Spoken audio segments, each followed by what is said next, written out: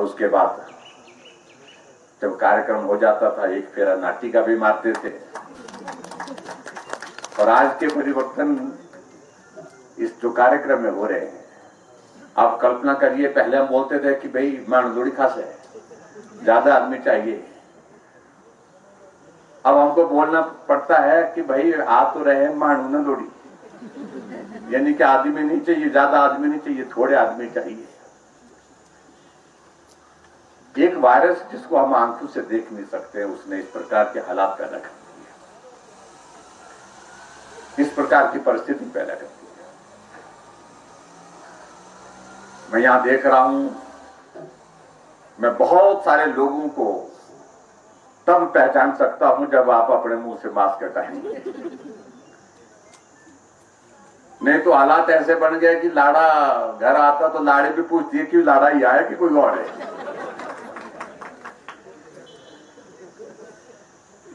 बहुत विचित्र परिस्थिति है जिसकी हमने कभी कल्पना नहीं की, सोचा नहीं था कि ऐसा भी जिंदगी में ऐसा भी दौर आएगा।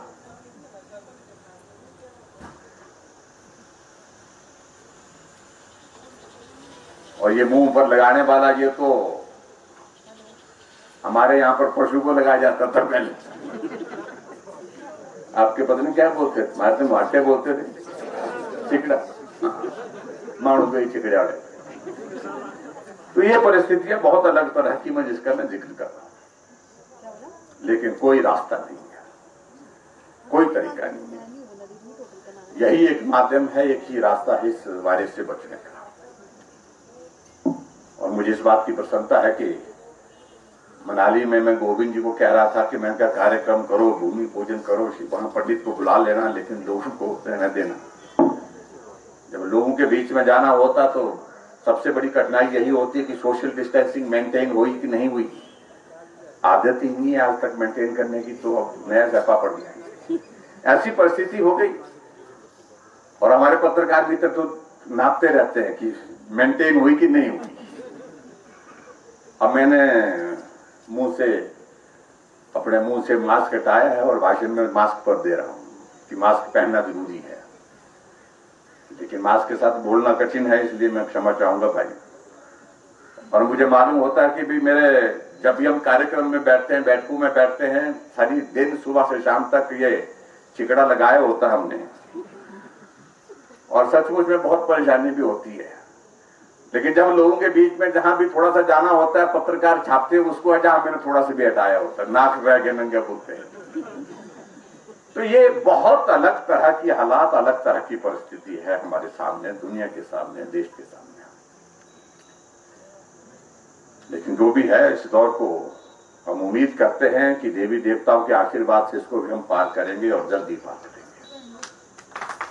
मुझे इस बात की प्रसन्नता है कि आज मनाली विधानसभा क्षेत्र में एक साथ हम 2 शिलान्यास के कार्यक्रम और 2 शिलान्यास के साथ साथ में 6 हम उद्घाटन के कार्यक्रम करने में यहां पर आपके बीच में उपस्थित हुए। और लगभग 65 करोड़ की लागत से आज के ये कार्यक्रम शिलान्यास और उद्घाटन किया। मैं भाई गोविंद जी को इसके लिए बहुत बहुत बधाई देता हूं और शुभकामनाएं देता हूं। मुझे इस बात की भी प्रसन्नता है कि मनाली विधानसभा क्षेत्र, जो मनाली सिर्फ मनाली वालों का नहीं है, यह पूरे प्रदेश वासियों का विधानसभा क्षेत्र इसलिए मैं कह सकता हूं क्योंकि मनाली से बहुत भावनाएं प्रदेश के लोगों की इसलिए जुड़ी है कि पर्यटन की दृष्टि से ये इंटरनेशनल टूरिस्ट डेस्टिनेशन है। और यही एक कारण है, इस मनाली से जो है हमारे पूर्व में प्रधानमंत्री रहे अटल बिहारी वाजपेयी का जिस प्रकार का लगाव रहा है, वो किसी से छुपा नहीं। और यही कारण है मनाली इतनी सुंदर है, यहां के लोग इतने अच्छे हैं कि जहां हिमाचल प्रदेश का आज की तारीख में हम जिक्र करते हैं तो हमारे वर्तमान प्रधानमंत्री यशस्वी हमारे प्रधानमंत्री नरेंद्र भाई मोदी जी भी मनाली का जिक्र नहीं छुपा पाते हैं। तो इसलिए बहुत सारे लोगों की यह मनाली है। मनाली अच्छी होनी चाहिए, विकास की दृष्टि से आगे बढ़नी चाहिए, पर्यटन की दृष्टि से इस मनाली को और बेहतर हम कैसे कर सकते हैं, उसके लिए क्या किया जा सकता है, उस सारी चीज के लिए हम सब लोग लगे हैं। और मुझे इस बात की भी प्रसन्नता है कि आपने इस विधानसभा क्षेत्र से जिस तरह के नेतृत्व की आवाज की जरूरत थी हिमाचल प्रदेश की विधानसभा में, वैसे नेतृत्व को आपने यहां से चुन करके भेजा है भाई गोविंद सिंह जी को। इसके लिए भी मैं आप सबका हृदय से आभार व्यक्त करता हूं। लड़ने वाला, जूझने वाला, जुझारू, मेहनती, विजन और हमेशा आप सबके बीच में रहने वाला, बीच में रह करके काम करने वाला और एक गांव के समस्याओं के समाधान के लिए अपनी बात को जहां भी करने की आवश्यकता रहती है वहां करते हैं। उस दृष्टि से एक चुने हुए प्रतिनिधि के नाते मैं भाई गोविंद सिंह ठाकुर जी को बहुत बहुत बधाई देता हूं। और सबसे बड़ी बात यही है कि मनाली विधानसभा क्षेत्र के लोगों ने जिस प्रकार से स्नेह और प्यार के साथ गोविंद जी को भेजा है और उनसे जो उम्मीदें हैं इस क्षेत्र के विकास के लिए, उस पे गोविंद सिंह ठाकुर जी लगातार जो खड़े उतर रहे हैं। आज के इस कार्यक्रम में मैं देख रहा था, कार्यक्रम का स्वरूप और तरह का था। पहले तो यह था कि हम यहां मनाली आएंगे, मनाली से आकर के हम जो टनल है, जिस टनल का नाम अब अटल जी के नाम पर रखा गया है, रोहतांग टनल का, उस टनल का काम हम देखने के लिए आए। और हमारे लिए खुशी की बात है कि आदरणीय प्रधानमंत्री नरेंद्र भाई मोदी जी सितंबर के महीने में, अगले महीने हिमाचल में आकर के इस टनल का उद्घाटन करने का कार्यक्रम बना रहे हैं। यह हमारे लिए बहुत बड़ी सौभाग्य की बात है। और उस दृष्टि से इस कार्यक्रम में हमको तैयारियों की दृष्टि से कुछ चीजों की जो जानकारियां चाहिए थी, इसलिए हमने आज का ये कार्यक्रम बनाया। लेकिन जब कार्यक्रम बनाया तो भाई गोविंद ठाकुर जी ने इस बात का जिक्र किया, अगर आप मनाली से होकर के जा रहे हैं तो कुछ काम भी करते जाओ बोलते हैं। और उन्होंने कहा कि ये कुछ योजनाएं हमारी हैं यहां पर जिनका शिलान्यास होना है और कुछ योजनाएं ऐसी हैं जिनका हमने उद्घाटन करना है। और मुझे भी लगा इस बात को लेकर के कि ये वायरस का असर मालूम नहीं कब तक चलता रहेगा, कब तक ये वायरस खत्म होगा। इसलिए जो योजनाएं बनकर के तैयार हुई है उनका लाभ लोगों को मिलना चाहिए, उस दृष्टि से उनका उद्घाटन होना चाहिए। और उसके साथ साथ में जिन योजनाओं का काम शुरू होना चाहिए वो समय रहते पूरी हो जाए, 1 साल 1.5 साल के अंदर पूरी हो जाए, ताकि अगले विधानसभा के चुनाव से पहले हम उनका उद्घाटन करने के लिए भी आपके बीच में उपस्थित हो सके। उस दृष्टि से उन कामों को शुरू करना चाहिए। और आज हम उन योजनाओं का शिलान्यास और उद्घाटन करने के लिए फिर आपके बीच में उपस्थित हुए हैं। आप लोगों ने हमारा अभिनंदन किया, स्वागत किया, आप सबका बहुत बहुत धन्यवाद।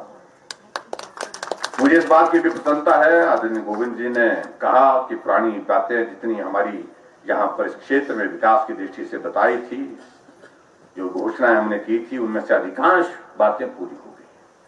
मैं उसकी डिटेल में भी जाना नहीं चाहता क्योंकि ये समय की कमी है और मौसम पर बहुत ज्यादा निर्भर करता है आना जाना आजकल।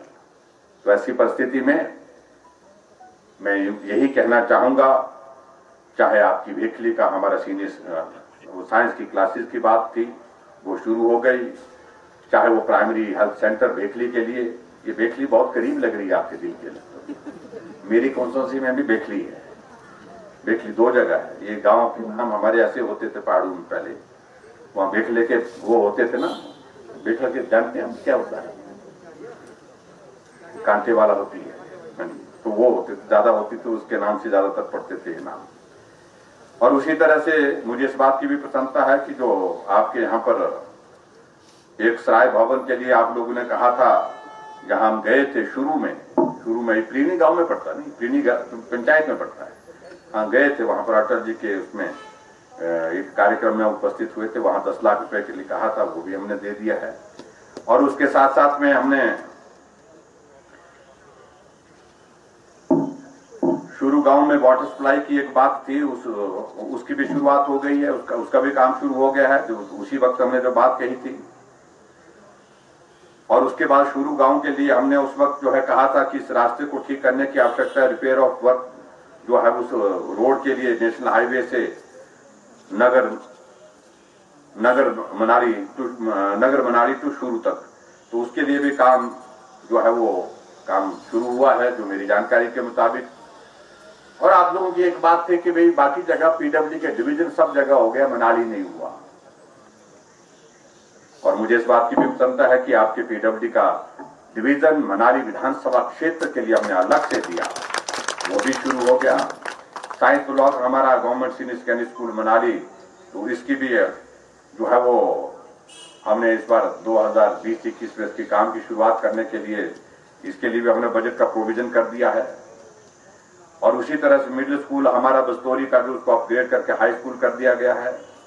बाशिंग में जो हमारा गवर्नमेंट सीनियर सेकेंडरी स्कूल है, गवर्नमेंट हाई स्कूल जो है उसको गवर्नमेंट सीनियर सेकेंडरी स्कूल कर दिया है।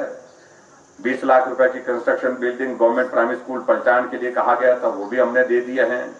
85 lakh for the construction of building and play ground government high school Palchan, वो भी हमने जारी कर दिया है। और इस प्रकार से बहुत सारी चीजों का हम बहुत जिक्र करेंगे तो बहुत लंबी बात उसमें जारी है।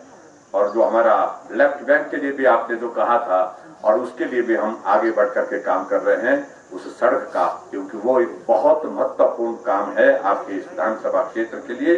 और उसके लिए जो है वो स्टेट रोड प्रोजेक्ट के अंतर्गत जो है उसका बजट का प्रावधान करके उसके काम की शुरुआत करने की हम तैयारी में हैं। बहुत सारी चीजों का जिक्र करते हुए मुझे इस बात की भी प्रसन्नता है कि आपने, गोविंद जी ने जिक्र किया कि 162 करोड़ की जो हमारी मनाली शहर की जो हमारी मल निकासी की योजना था, उसकी प्रक्रिया पूर्ण होने के बाद जो है उसका भी काम अब शुरू हो रहा है। और यहां मनाली शहर के लिए 13 करोड़ की जो पेयजल योजना थी उसका काम भी पूर्ण हो गया है।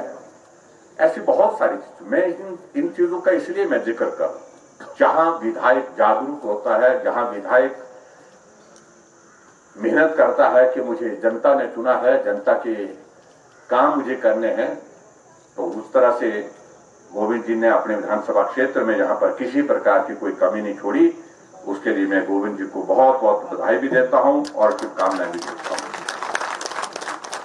पर आज मुझे इस बात की भी प्रसन्नता है कि जो हमारा नाबार्ड का हमारा 17 मील का जो ब्यास नदी के ऊपर जो 88 मीटर पुल जो है वो 9 करोड़ की लागत से उसका शिलान्यास किया। और पुलिस स्टेशन का मनाली का जो है उसका 5 करोड़ की लागत से जो बनकर के तैयार हुआ उसका भी उद्घाटन हुआ। रामशिला जो हमारी राष्ट्रीय उच्च मार्ग जो है वो वेखली जिंदौड़ ब्यास सड़क का, इसका जो है अपग्रेडेशन के लिए 17 करोड़ रुपए की लागत से जो है, और वो भी काम जो है उसका हमने आज भूमि पूजन किया, शिलान्यास किया। राशन शिलिहार जो हमारा उसका भी अपग्रेडेशन के लिए 19 करोड़ 75 लाख रुपए की लागत से वो भी शुरुआत आज हुई। और सबसे महत्वपूर्ण जहां जिस स्थान पर हैं सरकारें कई आई, लेकिन ये मनाली सब जहां सबकी इच्छा आने की होती है, आने के बाद यहां पर रहने की इच्छा होती है और आने के बाद जाने की इच्छा नहीं होती है। लेकिन कभी उन्होंने इस बात को लेकर के नहीं सोचा कि यहां पर ऐतिहासिक स्थान है, ऐतिहासिक ये नगर है मनाली में, सर्किट हाउस में, जिसमें देश के प्रधानमंत्री अटल बिहारी वाजपेयी तो रहे ही रहे, और इसी सर्किट हाउस में जवाहरलाल नेहरू जी भी रहे। लेकिन रेस्ट हाउस हमारा उसमें विस्तार नहीं हुआ। रेस्ट हाउस के वो 2 कमरे यथावत उसी रूप में हैं। ये हमारी ऐतिहासिक धरोहर है, इसको हमको संभाल करके रखना, इसकी आवश्यकता भी है। लेकिन उसके साथ साथ में आज हम कहां से कहां पहुंच गए, विकास हर क्षेत्र में हुआ है, लेकिन मनाली में एक सर्किट हाउस होना चाहिए, बड़ा होना चाहिए, जहां और भी ज्यादा पर्यटक भी आ सके, वीआईपी आना चाहे वो भी आ सके, लोगों की समस्याओं के समाधान करने के लिए, लोगों से मिलने के लिए, बैठने के लिए एक स्थान भी होना चाहिए। उस दृष्टि से बहुत ज्यादा विचार नहीं हुआ। और आज मुझे इस बात की प्रसन्नता है कि आपके मनाली में 20 कमरों का सर्किट हाउस का अतिरिक्त भवन जो है उसका हमने शिलान्यास किया, जिसमें लगभग जो है वो 7 करोड़ से ज्यादा राशि उस पर खर्च होगी और लंबे समय के लिए याद रहेगा। गोविंद जी का, रामस्वरूप जी का भी नाम उसमें लगा है, तो वो भी आकर के जब रहेंगे तो उनको भी याद रहेगा कि लंबे समय तक पीढ़ियां याद रखेंगी इन चीजों को। तो उस दृष्टि से इसके लिए मैं बहुत बहुत बधाई देता हूं। और इसके बाद फिर और भी बहुत सारी चीजों को, जो हमारी पुरानी मनाली मनुनगर में से जो है टोल नाला तक जो हमारी जल आपूर्ति की जो योजना थी उसमें सुधार की दृष्टि से 4 करोड़ 60 लाख रुपए की लागत से उसका भी हमने शिलान्यास किया। और कुल्लू तहसील में बागा रायसन तथा रायसन बिहार जल आपूर्ति योजना का भी सुधार की दृष्टि से हमने जो है वो 90 लाख की लागत से उसका भी शिलान्यास किया। और इसी प्रकार कुल्लू तहसील में जो शरण कलौंटी तथा माहिली जल आपूर्ति योजना का भी 61 लाख की लागत से हमने शिलान्यास किया। कुल मिलाकर के 64 करोड़ रुपए के उद्घाटन और शिलान्यास आपके विधानसभा क्षेत्र में आज हुए, उसके लिए आपको बहुत बहुत बधाई। मुझे आप सबका आभार व्यक्त करना है। इस संकट के क्षण में आप लोगों ने बहुत सहयोग दिया है। जहां मनाली हर साल जो है टूरिस्ट आने जाने का एक सिलसिला रहता था, ये सड़कें, ये रेस्ट हाउस, ये सर्किट हाउस, ये होटल लबालब भरे रहते थे। वहां इस कोविड-19 की वजह से आजकल सुनसान जैसा एक तरह की परिस्थिति पैदा हुई है और इतना बड़ा संकट जिसमें बहुत सारे लोगों का रोजगार था, रोजगार छूट गया। परिवार का पालने का पोसने का तरीका यही था, उसमें भी बहुत बड़ी कठिनाई आई। फिर भी उसके बावजूद हौसले और हिम्मत के साथ खड़े। कोई नहीं, ये परिस्थिति हमारे ही लिए नहीं, ये पूरे देश की परिस्थिति है, पूरी दुनिया की परिस्थिति है। और ऐसे में हमको सरकार के साथ सहयोग करना चाहिए, सरकार के साथ खड़े होकर के मदद करनी चाहिए। उसके लिए जो आप सबका आशीर्वाद, आप सबकी शुभकामनाएं, आप सबका सहयोग जिस इस संकट के क्षण में जो मिला है, उसके लिए मैं आप सबका हृदय से आभार व्यक्त करता हूं। लॉकडाउन हो गया और उस लॉकडाउन के बाद ऐसी परिस्थिति पैदा हो गई कि ऐसा लगा कि दुनिया ने चलना बंद कर दिया, जिंदगी एक जगह थम करके रह गई। लेकिन फिर भी उसके बावजूद उस दौर को भी पार किया, इसलिए क्योंकि हमारे लिए संकट का क्षण है, ये दौर है और ऐसे में हमारी जिम्मेवारी बनती है कि हम उसमें अपनी सहयोग की भूमिका निभाएं। और उस दृष्टि से मैं आदरणीय प्रधानमंत्री जी का विशेष तौर से पूरे देश के लिए जिस प्रकार से उन्हें मजबूत नेतृत्व इस घड़ी में दिया, उनका मैं हृदय से आभार व्यक्त करता हूं। देश की आवश्यकता आज की इस तारीख में जिस प्रकार के मजबूत नेतृत्व की थी, वो आदरणीय मोदी जी ने पूरी की है। आज अगर हम देखें, पूरी दुनिया में देखें, कोविड-19 के मामलों को अगर देखें और दुनिया के जो 15 देश जहां की आबादी, उन 15 देशों की आबादी 142 करोड़ के लगभग है, जहां कोविड-19 का असर बहुत ज्यादा है और वो देश हमसे बहुत आगे, अमेरिका बहुत आगे, जर्मनी हमसे बहुत आगे, फ्रांस हमसे बहुत आगे, इटली हमसे बहुत आगे, टेक्नोलॉजी में, आर्थिक दृष्टि से, हर क्षेत्र में, साधन सुविधा की दृष्टि से। लेकिन आप कल्पना करिए, उन 15 देशों में जिनकी आबादी 142 करोड़ है, वहां पर मरने वालों की संख्या 8 लाख से पार हो गई और 142 करोड़ से थोड़ी ही कम 135 करोड़ के लगभग भारत की आबादी। और भारत की आबादी इतनी 135 करोड़ की, लेकिन यहां पर दुखद मृत्यु तो एक व्यक्ति की भी होती है, उसकी भी पीड़ा होती है। लेकिन उसकी तुलना में आप देखिए कि भारत में मरने वालों की संख्या का आंकड़ा शायद मैं कल में अभी 35,000 से ऊपर नहीं गया। मैंने आज के आंकड़े देखे नहीं। और इसकी सबसे बड़ी वजह है कि भारत को एक मजबूत नेतृत्व मिला है, नरेंद्र भाई मोदी जी के रूप में मिला है। क्योंकि यूरोपियन कंट्री में वहां पर नेतृत्व वहां पर भी है, नेता वहां पर भी है, लेकिन लोग उनकी बात को सुनते हैं लेकिन मानते नहीं। लेकिन भारत की अगर बात आती है, अगर हमारे देश के प्रधानमंत्री नरेंद्र भाई मोदी जी बोलते हैं, लोग सुनते ही नहीं, लोग मानते हैं और पूरा स्वागत करते हैं। नेतृत्व के ऊपर भरोसा, ये सबसे बड़ी आवश्यकता होती है। आदरणीय मोदी जी ने कहा कि संकट आया, जनता कर्फ्यू की आवश्यकता है। लोगों ने जनता कर्फ्यू अपने आप, जिसमें पुलिस वालों को नहीं बोला गया कि आपने रोकना किसी को, आने वाले को, जाने वाले को, गली में घूमने वाले को। कोई आदमी नहीं निकला, ना गांव में निकला, ना शहर में निकला। आगे बढ़कर के देश की आवश्यकता महसूस हुई कि लॉकडाउन की जरूरत है। जब लॉकडाउन किया तो उसके बाद आपने देखा लॉकडाउन के फेज 4 गुजर गए, लेकिन उसके बावजूद भी लोगों ने भरोसा किया कि मोदी जी जो भी कर रहे हैं ये हमारे लिए कर रहे हैं, अपने लिए नहीं कर रहे हैं। सहयोग किया, समर्थन किया, क्योंकि इस वायरस से बचने का रास्ता एक है, सोशल डिस्टेंसिंग बहुत लाजमी है।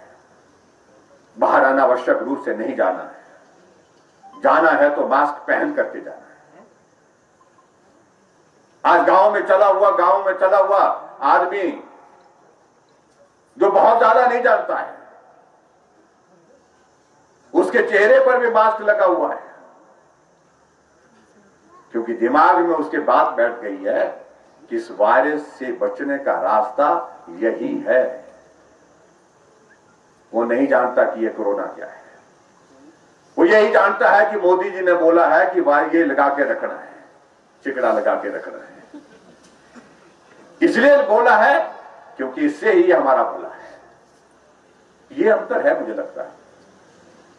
लेकिन फिर भी कई बार में मुझे बड़ा विचित्र लगता है परिस्थितियों में, जहां हम लोग इस संकट के क्षण में, जहां आर्थिकी हमारी तबाह हुई, बर्बाद हुई, देश की, प्रदेश की, कोई आदमी इस ऐसे संकट के दौर में से नहीं गुजरा। आज से पहले ना आदमी गुजरा, ना कोई मुख्यमंत्री गुजरा, ना ही कोई प्रधानमंत्री गुजरा।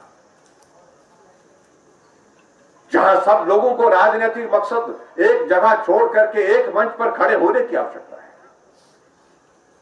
कि देश की आवश्यकता, प्रदेश की आवश्यकता है कि आज सारी बातों को छोड़ करके हम इसमें अपना योगदान क्या कर सकते हैं, सहयोग क्या कर सकते हैं, उसके लिए सोचना चाहिए। फिर भी उसके बावजूद कुछ मित्र हमारे इस पर भी राजनीति करते हैं। कई बार बहुत विचित्र लगता है, जब हम हिमाचल प्रदेश के जो हमारे बच्चे बाहर पढ़ने के लिए गए थे, नौजवान नौकरी के लिए गए थे, कुछ बुजुर्ग अपने परिवार के साथ, उनका परिवार प्रदेश से बाहर रहता था, वहां पर उनको अपने परिवार के साथ रहने के लिए गए थे। जब वो संकट में फंस गए, उनको वापिस लाने की हम तैयारी कर रहे थे, हम उनका रजिस्ट्रेशन कर रहे थे, विपक्ष सड़कों पर निकल पड़ा कि मुख्यमंत्री को कोई परवाह नहीं है कि आदमी बाहर फंसे हुए हैं, उनको संकट से निकालना चाहिए। हमने कहा हम इंतजाम कर दिए, थोड़ा रुकिए तो सही। और जब हम उनको लेकर के आए तो कहने लगे कि मुख्यमंत्री ने सारे प्रदेश को संकट में झोंक दिया। हमने वो कैसे कि कोरोना वाले आ गए। हमने कहा ये वही लोग हैं जिनके लिए आप भी बोल रहे थे किसी वक्त भी इनको लाना चाहिए। क्या ये उचित नहीं है कि हिमाचल का बच्चा पढ़ने के लिए कोटा गया है, 1 महीने से एक कमरे के अंदर बाहर लॉकडाउन लगा है, घर से बाहर निकलने की मनाही है, पैसे खत्म हो गए, खाने के लिए उसको खाना मिलने में कठिनाई हो गई, पीने के पानी की कठिनाई हो गई, बीमार हो गया कमरे में बच्चे। और बच्चों ने लिख करके हमको भेजा कि कोरोना से मरे हम या नहीं मरे, लेकिन हम भूखे जरूर मर जाएंगे, बीमार होकर के मर जाएंगे।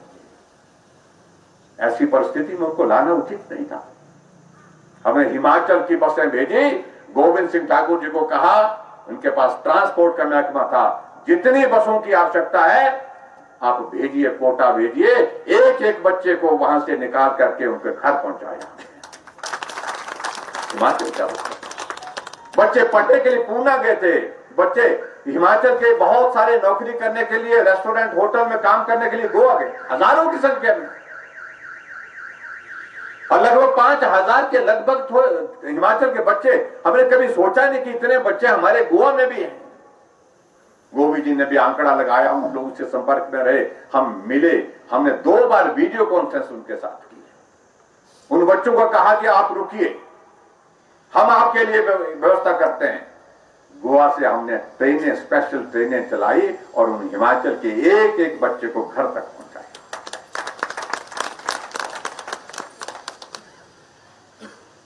2.5 लाख लोगों को हिमाचल प्रदेश में सुरक्षित पहुंचाया। लेकिन उसके बावजूद भी हमारे मित्र जो है इन सारी बातों को समझे या नहीं समझे, हमें बहुत मार्गदर्शन करते हैं, मार्गदर्शन करना भी चाहिए। लेकिन कई बार विचित्र ऐसा लगता है, कोई सुझाव दे तो अच्छी बात है, मैं सुझाव लेने के लिए हमेशा खुला। लेकिन कुछ लोग ऐसे सोशल मीडिया में, फेसबुक में और जाकर के ऐसे मीडिया वालों के सामने ऐसे बखान करने की कोशिश करते हैं कि मुख्यमंत्री को ये करना चाहिए, मुख्यमंत्री को वो करना चाहिए, मुख्यमंत्री को ऐसा करना चाहिए, वैसा करना चाहिए। ऐसा लगता है कि जैसे कि उनकी पता नहीं कितनी पीढ़ियों का अनुभव है इस कोरोना के खिलाफ लड़ने का, ऐसे समझाने लगते हैं। मुझे इस बात की प्रसन्नता है कि हां, काम करते करते कमी रह जाती है, जहां कमी रही उसमें सुधार करने की हमने कोशिशें की हैं और बेहतर किया है।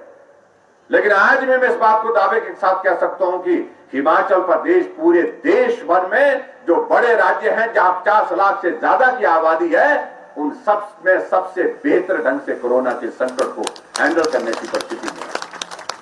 मैं प्रशासन के अधिकारियों का भी आभार व्यक्त करता हूं।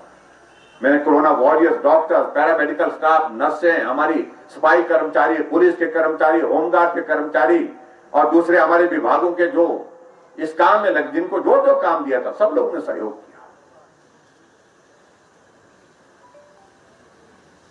लेकिन ऐसा मत करना चाहिए हमको कि ऐसे संकट के क्षण में सिर्फ राजनीति की बात करनी है। मुझे इस बात को लेकर के भी आप सबका आभार करना है कि आप लोगों को हमने कहा कि मनाली से भाई हमको कोविड-19 के लिए पैसा भेजिए, मुख्यमंत्री कोविड फंड के लिए पैसा भेजिए। आपने बहुत बड़ी राशि भेजी है। कितनी भेजी गोविंद जी? लगभग 70 लाख के लगभग आपने मनाली विधानसभा, संकट का क्षण था ये। हमने आपको कहा कि भाई कोई आदमी भूखा नहीं रहना चाहिए, कोई आदमी बिल्कुल बाहर का आदमी हो, प्रदेश का आदमी हो। आप लोगों ने सारी चिंता की, जहां राशन पहुंचाना था राशन पहुंचाया, कुछ लोगों को भोजन देना था भोजन भी दिया। हमने आपके बीच में कहा कि इस वायरस से बचने के लिए एक उपाय मास्क जो है हर घर में पहुंचना चाहिए, हर घर नहीं हर व्यक्ति तक पहुंचना चाहिए। और आपने इस विधानसभा क्षेत्र में हजारों की संख्या में मास्क घर घर तक नहीं, व्यक्ति व्यक्ति तक पहुंचाया, परिवार के सदस्य तक पहुंचाया। और खासतौर से महिला मोर्चा ने बहुत बढ़िया काम किया। मैं बहन दिनेश्वरी जी को भी बहुत बहुत बधाई देता हूं कि लगातार जहां फील्ड में काम करना उसमें भी लगे रहते थे, और साथ साथ में क्योंकि इन दिनों में मीटिंगें हमारी होती थी और वो टेक्नोलॉजी के माध्यम से जुड़ करके तो हमेशा जिक्र करते थे कि भाई यहां इस काम के लिए जुट जाइए, मेहनत करिए। सब लोगों ने बहुत बड़ा सहयोग दिया, विशेष तौर से मास्क पहुंचाने में, बनाने में। 2.5 साल का कार्यकाल आप सबके आशीर्वाद से हमारी सरकार का पूरा हुआ है। अब हम आगे की भी सोच रहे हैं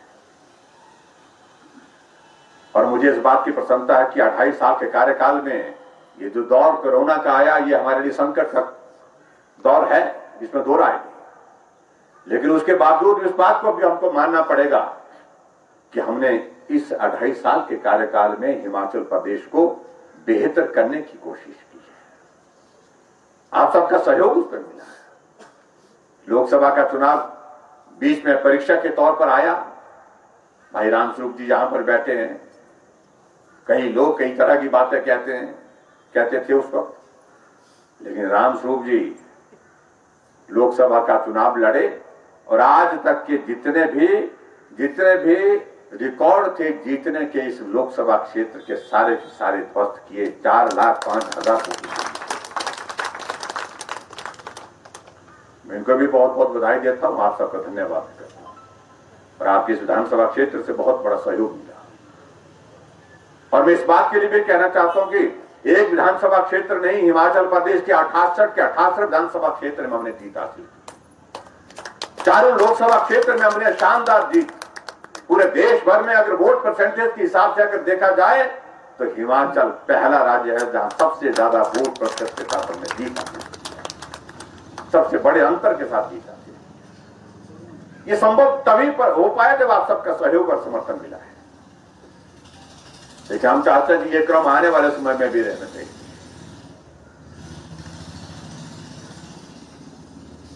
दो 2017 के चुनाव में मनाली विधानसभा क्षेत्र भाजपा के साथ होकर के काम कर रही है।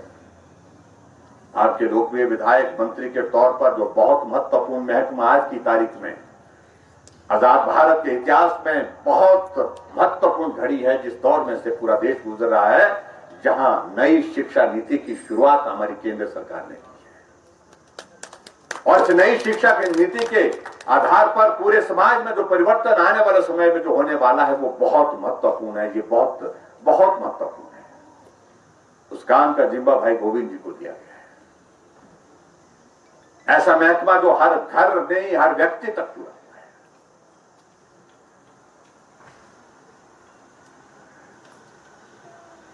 और गोविंद जी मेहनत के साथ पूरे जब से महकमा दिया है, लगातार इस विभाग की हर रोज की बैठकों में रह करके जो है हम किस तरह से इस नई शिक्षा नीति को लागू करने में पहल करें, पहल ही नहीं हम उसमें अग्रणी राज्यों में हूं, उस दृष्टि से काम में लगे। मैं उनको बहुत बहुत बधाई देता हूं और शुभकामनाएं देता हूं।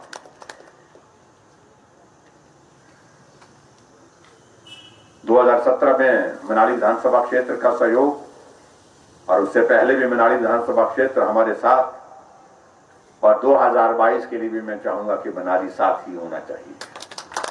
जब हिमाचल प्रदेश में हमारी सरकार फिर से सत्ता में आएगी तो मनाली हिमाचल प्रदेश की विधानसभा के अंदर फिर भी उसी रूप में होगी जो वर्तमान रूप में हमने देखा है। और यहां जो भी करने की चीजें होंगी विकास की दृष्टि से, उन सारी चीजों को करेंगे, ये मैं आपको विश्वास दिलाता हूं। आदरणीय प्रधानमंत्री नरेंद्र भाई मोदी जी का बहुत लगाव है हिमाचल प्रदेश के साथ, और बहुत ही महत्वपूर्ण योजना जो हमारी रोहतांग टनल का जो उद्घाटन होगा, जिसमें मनाली और जो लाहौल स्पीति का जो है आना जाना बहुत सरल हो जाएगा। 45 मिनट में आप मनाली के यहाँ शहर से जाकर के कहाँ पहुंच सकते हैं, केलंग, सिसु से आगे केलंग पहुंच रहे हैं। आज मेरे को मार्कंडा जी बता रहे थे कि 1 घंटे के अंदर, घंटे से भी कम समय में बोलते हैं केलंग से मतलब मनाली पहुंचने का बड़ा रिकॉर्ड है। और ये भी बात बहुत अच्छी है कि मनाली का ये रोहतांग का हमारा चाहे साउथ पोर्टल है चाहे नॉर्थ पोर्टल है, दोनों तरफ मंत्री हैं, इस तरफ भी मंत्री हैं, उस तरफ भी मंत्री हैं। जब मनाली में हम जा रहे थे टनल से होकर के, जब टनल से आकर के हम साउथ पोर्टल पर पहुंचे तो गोविंद जी कहने लगे आप सबका मनाली विधानसभा क्षेत्र, कुल्लू जिला के मनाली विधानसभा क्षेत्र में स्वागत है। तो हम गाड़ी में बैठे थे, मैंने कहा ये जोरदार है। जाती बार मार्कंडे जी स्वागत करेंगे नॉर्थ पोर्टल पर एक कोने पर। लेकिन सबसे बड़ी बात मुझे ये एक बहुत बड़ा सपना जो अटल जी ने देखा था, चाहे उनके मित्र ताशीदावा जी जो टोलन गांव के थे, उनके साथ मित्रता के नाते उनने बात की। ये रोहतांग पास करना, बार बार आना जाना बहुत कठिन काम है, इसको सरल कैसे किया जा सकता है। और उसके साथ साथ में अटल जी ने इस बात को लेकर के हमको आने वाले समय में किसी वक्त लेह तक पहुंचना है और ये और बेहतर सड़क हमारी रोड होनी चाहिए। सामरिक दृष्टि से, सुरक्षा की दृष्टि से देश की यही आवश्यकता है। और उस वक्त की परिस्थिति में अटल जी ने इस काम की शुरुआत करने के लिए हम इस काम को जो है अपने हाथ में लेते हैं। और मुझे अच्छी तरह से याद है, उस वक्त भी हम विधायक थे जब इस काम की शुरुआत करने के लिए अटल जी यहां पर आए थे। और 2002 में काम की शुरुआत हुई और आज वो काम पूरा हुआ है, सपना साकार हुआ है। और मैं इससे समझता हूं कि लाहौल घाटी की सारी आर्थिकी बदल जाएगी, अर्थव्यवस्था ही बदल जाएगी। टूरिस्ट बड़ी संख्या में पहुंचेगा। हमने टूरिज्म का बहुत बड़ा प्रोजेक्ट तैयार किया है, सिसु में भी, और सिसु के साथ साथ में हमारा जो इस तरफ जो हमारा साउथ पोर्टल है वहां पर भी टूरिस्ट डेस्टिनेशन के रूप में उसको डेवलप कर रहे हैं। हम आने वाले समय में इस बात को भी अब सुनिश्चित कर रहे हैं कि जो टूरिस्ट आएगा, जो अपनी गाड़ियां छोड़ करके बस में बैठेगा, 3D विजन के साथ जो है बस होगी, उस बस में जब बैठेगा तो एक अलग तरह की दुनिया वो देखने को मिलेगी। लगभग 9 किलोमीटर के लगभग ये सड़क जो है, ये टनल जो है, हाई एल्टीट्यूड में पूरे देश की नहीं पूरी दुनिया की शायद में कल पहली टनल है। ये हमारे लिए सौभाग्य की बात है कि इतनी बड़ी बात जहां ऐतिहासिक इस पे जो है ये दर्ज होगी। इन सारी बातों को लेकर के हम आदरणीय प्रधानमंत्री जी से निवेदन किए हैं कि आप आइए, इस टनल को जो अटल जी ने जो सपना सोचा था वो आज साकार हुआ है।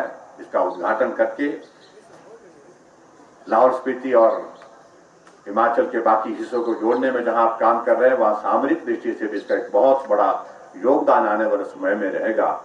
उस दृष्टि से आदरणीय प्रधानमंत्री जी ने कहा कि हालात ठीक रहना चाहिए, कि मैं सुनिश्चित करूंगा कि मैं व्यक्तिगत रूप से आकर के इस टनल का उद्घाटन वहीं पहुंच करके करूं। और मैं पूरा उम्मीद के साथ, हमने पूरा प्रोग्राम शेड्यूल प्लान कर लिया है अटल टनल का, और इस टनल के उद्घाटन के लिए आदरणीय प्रधानमंत्री जी जब आएंगे बाकी बातें तब करेंगे। आज के इस कार्यक्रम में जो विभिन्न योजनाएं आपके यहाँ पर शिलान्यास और उद्घाटन के माध्यम से समर्पित हुई, उसके लिए आप सबको बहुत बहुत बधाई। और आने वाले समय में आपके विधानसभा क्षेत्र में आकर के और भी चीजों को शुरुआत करने की दृष्टि से जो चीजें कहेंगे, जो गोविंद जी कहेंगे, उनको भी पूरा करेंगे। यही मैं आपके बीच में कहना चाहता हूं। आप लोग स्वस्थ रहें, ऐसी मेरी कामना है। देवी देवताओं से भी प्रार्थना है, सावधानी बरतें। इन दिनों मामले ज्यादा बढ़ रहे हैं थोड़े, और स्वाभाविक रूप से पूरे देश में बढ़ रहे हैं, हिमाचल प्रदेश में भी बढ़ रहे हैं, तो लेकिन सावधानी बहुत आवश्यक है। सोशल डिस्टेंसिंग, मास्क पहनना ये बहुत आवश्यक है, जरूरी है। उसके लिए आप सब लोग ध्यान रखें। और अनावश्यक रूप से, जैसे पहले आप घूमने निकलते थे, कम जाए करो। तो घूमने के लिए, काम के लिए जाना एक बात है, लेकिन अनावश्यक रूप से बहुत भीड़ वाले इलाके में जाने से परहेज करना ये भी आवश्यकता है। जिसके लिए मैं आप सबका सहयोग चाहूंगा।